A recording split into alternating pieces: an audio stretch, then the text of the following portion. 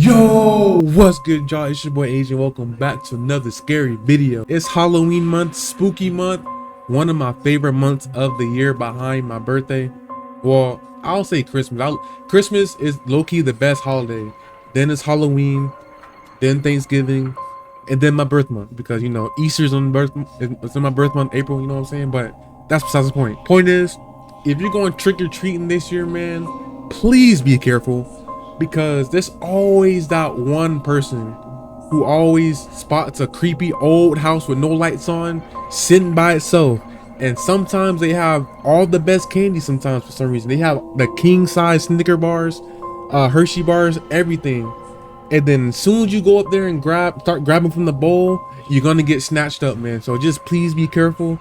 If you are going with a group of people and one of them points out a creepy house, just let them go by themselves, and if something happens, just contact an adult and have them call the police. Just don't follow them, please. Be careful, man. I heard too many horror stories about things like that happening. Please be careful. Please, I am begging you, be careful. But anyways, look, we got 3 alleged true Home Alone horror stories. Look, I'm not here to waste any more time, so without further ado, man, let's get it.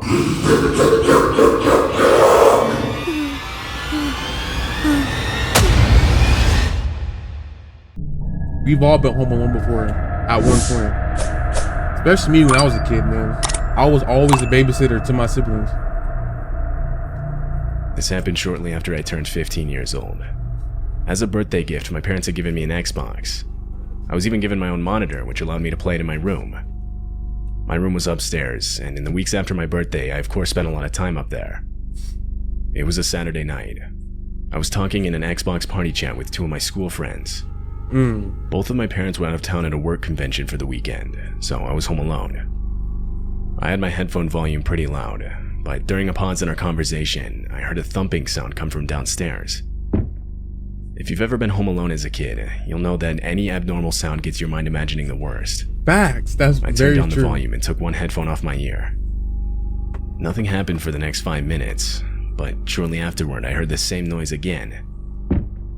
I told my 2 friends about it this time, and they both encouraged me to go check it out, joking how someone might have broken in. Bad friends, man. I laughed and agreed to do it during the next break in our game. What? When that came, I took my headphones off and started walking towards the stairs. Nah, man. Look, when I was a kid, first of all, this always happened to me when I was home alone. But when I was a kid, if that happened, guess what I did? All I did was close my room door, locked it, and I stayed in my room for the rest of the night. That's what I did. I'm not checking nothing. There's no way. Whatever's in here, they can stay in there as long as they keep out my room, man. Cause, bro, nah, I'm not checking nothing. I began walking down them, and as I did, I began to hear soft whispering. Oh. I was only halfway down, but I completely froze up. I intently listened, trying to make out whether what I was hearing was actually real or not. Eventually, I crouched down to get a look into the living room. There, I saw 4 fully grown men, all completely covered in black, silently walking around. Oh, I genuinely couldn't process what I was seeing. All I knew is that I had to get back upstairs. I slowly started crawling back up them, and of course, one of the steps let out a loud creaking noise. It echoed throughout the house before returning to silence. There was no way they didn't hear it. Thinking quick, I ran to my room, put on my headset, and told my friends to call the police to my house.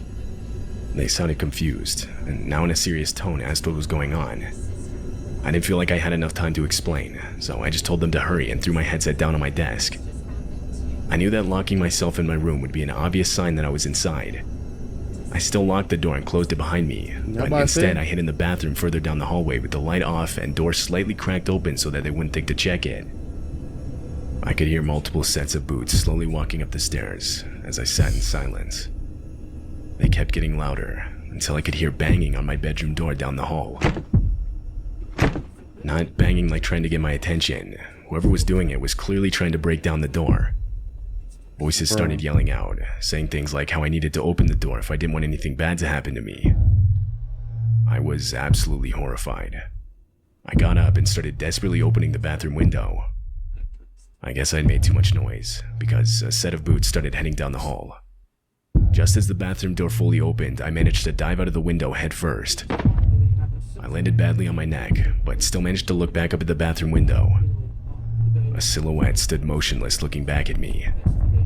That's when the backyard door slid open and 3 men came running out towards me. What? That's how they Tried got getting in? up to run, but I couldn't in time. All 3 of them started grabbing me and pulling me back towards the house.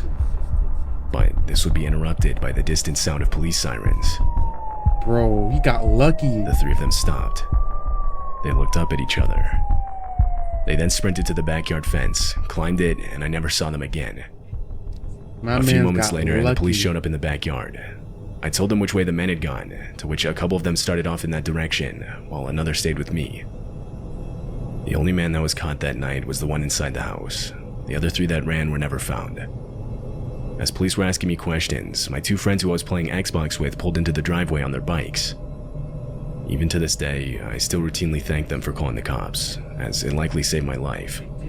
Found left behind in the house were 4 different knives and a couple fully loaded pistols. That's crazy. I'm not gonna lie. He did everything right. Like, the only thing that he didn't really do right was not close and lock the bathroom door when he was in. Because if he would have did that, that would at least bought him a little bit more time to like leave. Instead, he just left it cracked open. But other than that, he did everything pretty well. He got extremely lucky though. It was the middle of the summer. I was 10 years old and my younger brother was 7. We were outside playing various games with other kids in our neighborhood, but we finally headed home when the sun went down. Now, maybe once a week our parents would go out to a different restaurant around town, leaving my brother and I home alone. Most of the time they'd tell us before they went out, but if we were outside playing, sometimes they'd just leave us to our game. When we got back home, no one was there, so we assumed this was the case. Confirming this was a note left on the kitchen counter. My brother and I both went to the living room to watch TV, something we usually did before bed. After half an hour, it had gotten completely dark outside. Just then, I heard the doorbell ring, followed by knocking. That's scary. At first, I thought it was our parents getting back, but it definitely wasn't normal for them to use the front door, much less not have a key for it.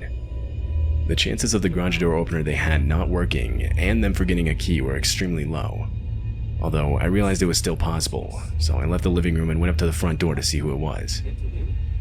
As I approached the door, I heard a man's voice yell out that he was selling Girl Scout cookies. I was extremely confused considering the time of day. I look through the people and see a grown man, completely alone, no cookies in hand, and not with his daughter as I was expecting. Nah. The man yelled out once more, before moving his hand to the door handle. My heart dropped, realizing that we had forgot to lock the door when coming in for the night. What? The door handle slowly started turning, to which I quickly engaged the deadlock. A clicking sound echoed out. It was too loud. Clearly the man had heard it and now knew someone was inside. I waited a minute, before once again looking through the peephole. The man was now looking through our living room window, directly at my younger brother who was completely unaware to what was going on. What's more is, from where he now stood, I could make out a gun holstered on the left side of his waist. What, bro? I ran back to the living room and closed the blinds. I told my brother we should get some ice cream downstairs in the basement. I needed to get him away from any windows, but I knew that if he knew what was going on, he would freak out. He agreed and we went downstairs. I silently locked the basement door behind us. We ate our ice cream, and eventually I could hear the hum of the garage door opening from upstairs, signifying that my parents were back home. Later, when my brother wasn't around, I told them what had happened. They were horrified and understandably called the police. Police inspected the place, and one of the first things they noticed was how the front door's lock had clearly been tampered with, basically confirming the man had ill intent and was trying to break in.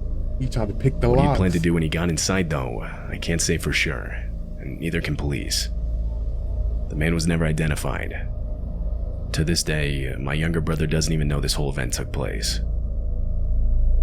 Dang, selling Girl Scout cookies at what, 3 a.m.? He bought those As a from kid, Walmart. I lived and dead then, in the middle of nowhere.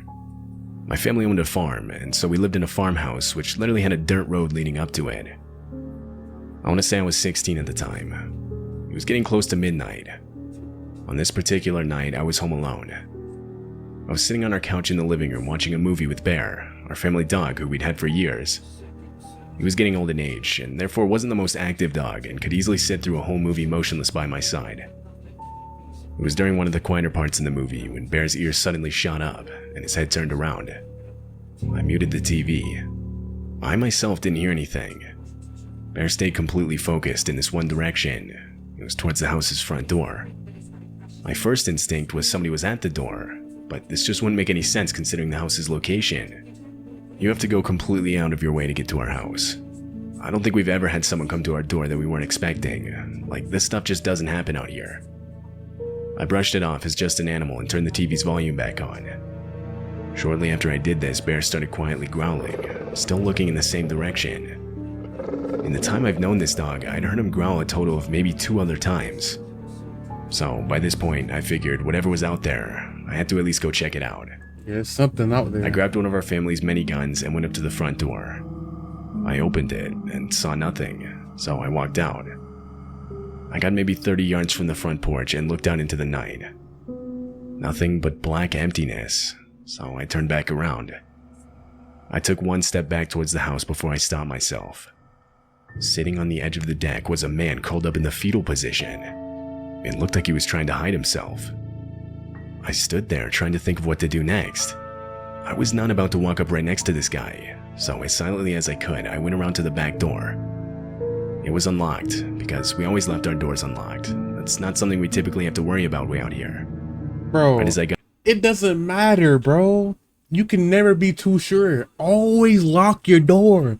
I don't care how safe the neighborhood is or if you live in the middle of nowhere. Lock your door. Dude, I don't want to knock people who do that, but like, bro, there's no area that's not that safe to leave your door unlocked, man. There's absolutely no way. inside, I ran back to the front door, shut and locked it.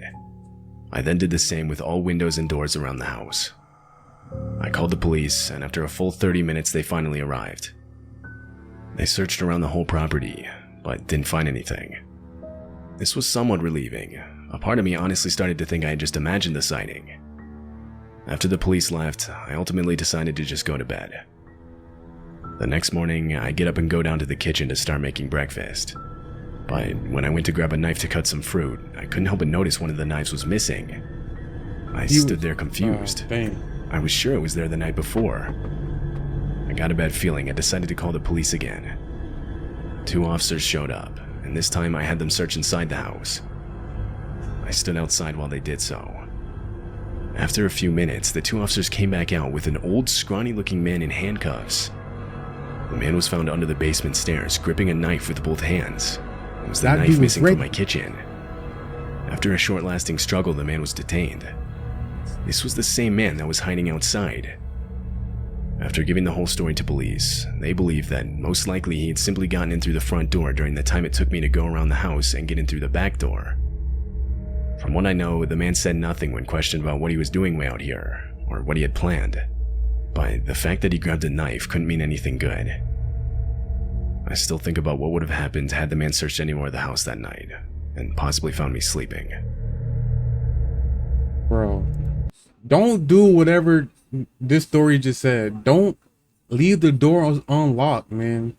Like, why do people do that? I don't understand, man. There's no area that's too safe for you to not lock your doors. I can't go to sleep without all my doors being locked and the windows locked. There's no way. I can't go to sleep at all. Everything got to be locked. Even my car got to be locked. There is no way. All this could have been prevented if the doors was locked. All right, y'all. I'm going to end it off right there. Hopefully you guys enjoyed this video, man. I love you guys. And until next time, peace.